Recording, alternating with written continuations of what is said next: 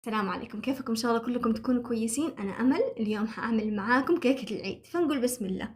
في البداية حأسيح صباع زبدة أو 100 جرام، وفي محضرة الطعام حأحط 3 باكيتات من هذا البسكوت. ممكن تستخدموا أي بسكوت سادة عندكم، بس أنا بوريكم بالضبط أنا إيش سويت. طحنت 3 علب منه، وبعدين حأحطهم في صحن وحاكب عليهم الزبدة اللي أنا سيحتها، وحاول أقلبهم مظبوط لين لما كله كده يكون لون واحد. خلاص كده تمام. في صينية متحركة القاعدة بطنتها بورق زبدة، كبيت فيها البسكوت، وبملعقة حأبدأ أمسد الأطراف علشان يصير عندي حواف فيها بسكوت.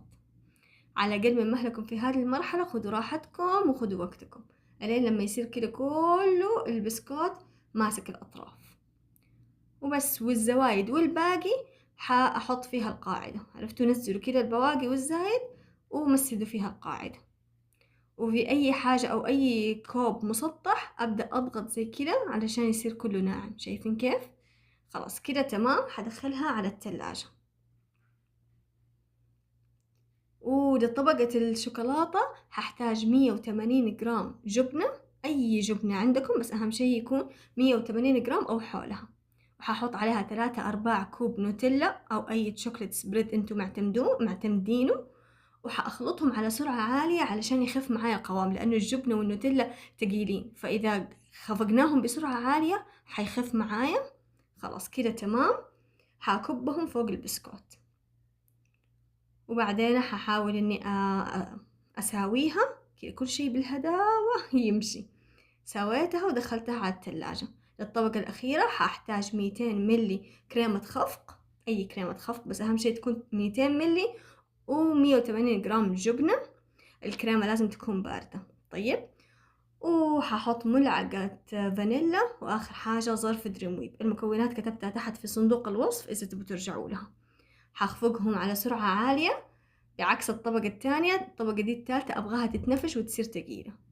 خلاص كده تمام. شوفوا ما شاء الله صارت الكريمة كريمة. خلاص كده تمام. حاكبها فوق الطبقة حقت الشوكولاتة. إذا ما كنتم مشتركين في القناة بليز أنزلوا اشتركوا فيها. وبس أساوي الطبقة البيضة حدخلها على التلاجة أقل حاجة 5 ساعات عشان تكون جاهزة عندي ومتماسكة. عندي زايد كريمة من الطبقة الأخيرة، قلت إيش أحطها في القمع وأزين فيها، يعني عشان لا تتكب عندي. وبعد 5 ساعات في التلاجة حأفكها من القاعدة حقتها. شوفوا أنا هذه أكتر فقرة أنا كنت مرة خايفة منها.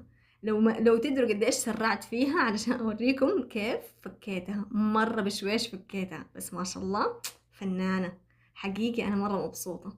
دحين جبت الكريمة وحأبدأ أزينها بأي قمع عندكم، بس كده إيش تسووا دوائر في الأطراف. واخر حاجه حطيت فوقهم حبات التوت. ما ادري، حسيت حبات التوت ادت كده بهجه للتشيز كيك او للكيكه هذه. مره حبيتها. لاجتهاد مني سيحت شويه شوكولاته وفي ورق زبده كتبت كل عام وانتم بخير. طبعا هذه الفقره ما لامها داعي اذا انتم ما تبوا تسووها، بس حسيت اللي في النص فاضي في نفس الكيكه، فحسيت اللي ابغى اكتب كل عام وانتم بخير. زبطت ما زبطت، اهم شيء النيه. بس رجعت جبت التشيز كيكة وحطيت فوقها كل عام وانتم بخير، لأنها جمدتها تقريبا نص ساعة في الفريزر وجمدت معايا. حقيقي شكلها طلع مرة حلو. حلوة أنا وشوفها حلو. بس كل عام وانتم بخير، وينعاد علينا وعليكم بالصحة والعافية والسعادة وتحقيق الأحلام إن شاء الله. وبس هذا هو الفيديو حق اليوم، إن شاء الله يكون عجبكم، ولا تنسوا تلايكوا لي هو. وبس.